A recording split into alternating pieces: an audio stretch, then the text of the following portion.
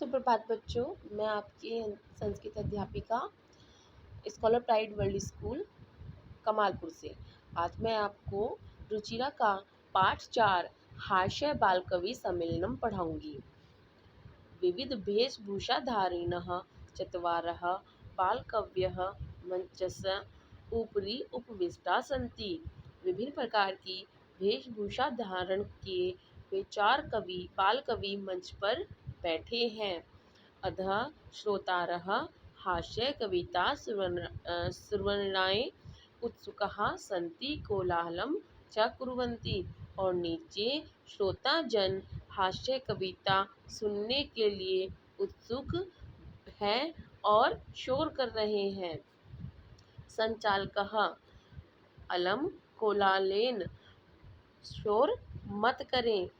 अधः परम हर्षस्य अवसरः यत् अस्मिन् कवि सम्मेलने काव्यहन्तारः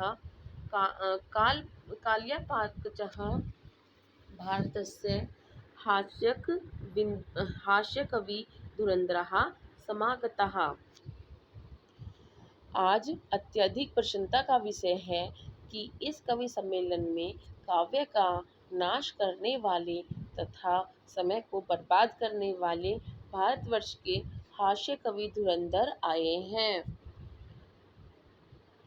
करतल ध्वनिना वयम एतेषां स्वागतम करोम।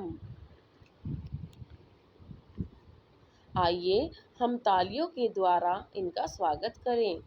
गजाधर सर्वेभ्यो अर्सिकेः एभ्यो नमो नमः। आओ इन अर्सिक जनों को नमस्कार करें। प्रथम तावद अहम आधुनिकम वैद्यम। सबसे पहले तावद अपनी आधुनिक वैद्य उद्देश्य स्वीकयम क्यम काव्य श्रावयामि। जो सबसे पहले तावद अपने आधुनिक वैद्य के विषय में अपनी कविता को सुनाता है। वैद्यराज नमस्तुभ्यं यमराज सहोदरः। जो वैद्यराज होते हैं और यम के सगे भाई, यमराज के सगे भाई वैद्यराज को मैं नमस्कार करता हूँ।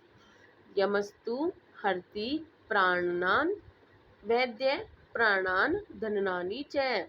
जो यम होते हैं वो सिर्फ प्राण को हरते हैं और जो वैद्य होते हैं वो प्राण के साथ साथ धन को भी हरते हैं।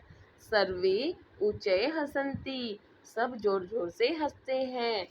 कालांतकः अरे वैद्यास्तु सर्वत्र परंतु नैते माम दृशः। वो कहते हैं कि वेदस्तु वेद जो है वो सब जगह ही व्याप्त है, सब जगह व्याप्त है, परंतु जनसंख्या को कम करने में मेरे जैसे कुशल नहीं हैं। आप मेरी यह कविता भी सुनिए। चिंता प्रज्वलितां दृष्ट्वा वैद्यो विस्मय आगतः। चिता जलती हुई चिता को देखकर वैद्य आश्चर्यचकित हो जाते हैं। नाम गतो नैमे भ्रातः कस्येदं हस्तलाघवम्। अब वो कहते हैं कि ना तो मैं गया और ना ही मेरा भ्राता अर्थात यमराज वहाँ गए, तो ये कला किसकी है, ये हस्तकला, हाथ की कला किसकी है। सर्वे पुनः हसंती। सब लोग पुनः हंसते हैं।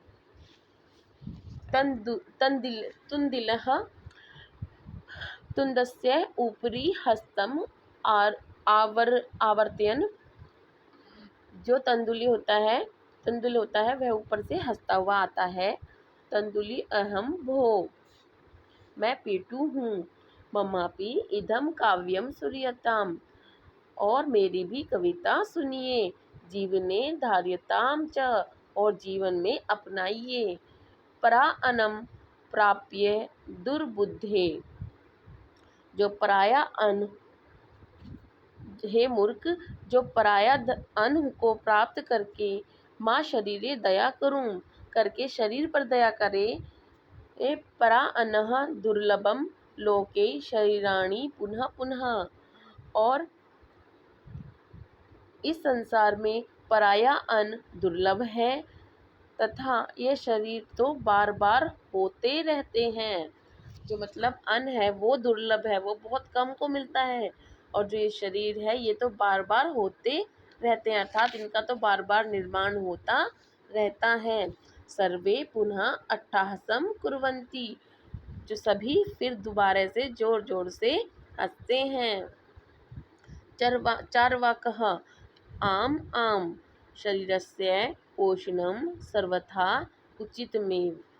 जो चरवाका होता है वो हा हा करके शरीर का पोषण सभी प्रकार से उचित ही है। यदि धनम नास्ति तदा ऋणम कृतवापि पौष्टिकः पदार्थः एवं भोक्तव्य। यदि धन नहीं है तो ऋण करके भी पौष्टिक पदार्थों का भोग करना चाहिए। चरवाक कहता है यावन् जीवेत सुखम जीवेद ऋणम कृत्वा घृत पिबेत। अब चार्वाक कहता है जब तक जिए सुख से जिए, चाहे ऋण करके घी पिए। श्रोतागण तहिरह ऋणस्य प्रत्यर्पणम कथम। श्रोतागण कहते हैं तब ऋण का बदला कैसे होगा, मतलब ऋण का जो बदला है वो कैसे उतरेगा। चार्वकः श्रूयताम मम अपशिष्टम काव्यम। अब तुम मेरी कविता सुनिए। घृतं पीत्वा श्रम कृत्वा ऋणम प्रत्यर्पयेत जनः। घी पीकर परिश्रम करके व्यक्ति ऋण उतार देता है। काव्य पाठ श्रवेण उत्प्रेरितः एक बालकोऽपि आशु कवितां रचयति हास्यपूर्वकं च श्रावयति। एक बालक भी आंसू कविता की रचना करता है और हंसी के साथ सुनाता है। बालकः श्रूयतां भो ममापि काव्यम। कवि गजाधरम। जो बालका होता है आप मेरी भी कविता को सुनिए। गजाधरम कविम चैव तुंदिलम भोज्य लोलूपम।